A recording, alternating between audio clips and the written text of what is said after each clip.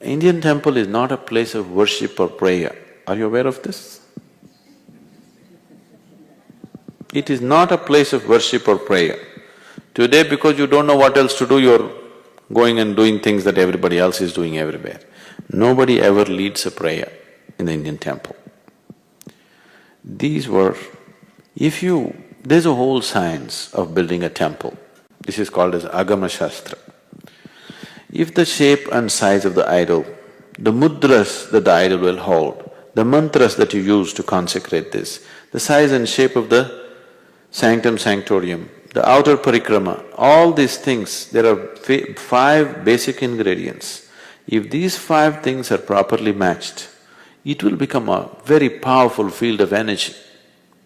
So the tradition tells you, every day in the morning before you go to work or anywhere else, first thing is you have a shower, go sit in the temple for some time and then go out into the world. It is like a public battery charging place.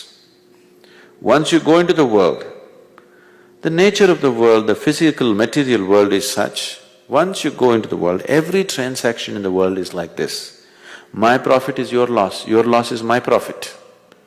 If you are not in a certain way, there is a possibility of friction in every single transaction in your life. Do you see this? Because every transaction is a friction if you are not in a certain way within yourself.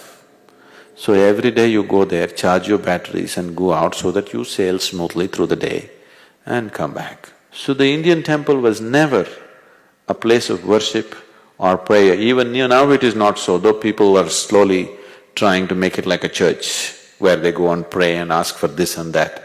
Otherwise, in the tradition they told you, you have to sit there for some time. At least in South India it's still alive. I think in North it's generally dead.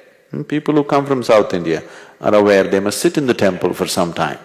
But now they're just touching their bottom to the floor and going away.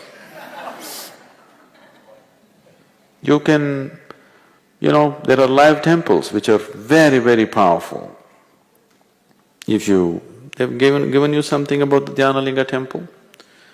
In this temple there are no rituals, there's no worship, there's no prayer, there's no offerings.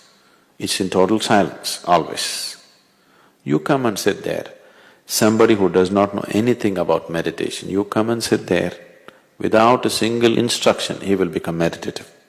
The very energy is like that. If you're a little sensitive, it'll shake you from the root of your spine. It is so powerful, the impact that it has on you is so big.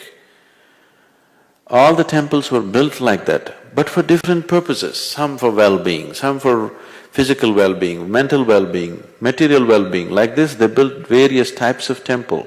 There's a whole science behind it. Unfortunately, not knowing how to maintain it, we have killed lots of temples. We've killed them. And today you're building temples just like shopping complexes, probably for the same purpose, or it's like a social place. Temple has become more like a club. It's okay in United States, you want to meet your own community in a certain atmosphere, so you created certain thing. But the temple in its original form is a very powerful energy center. It is like a big induction for people to get inducted into a completely different dimension of life. Oh, that should not go. That should be there in the world, it's very, very important. But the science of it has been generally lost. It is just being done ritualistically, not knowing the intricacies of what it involves.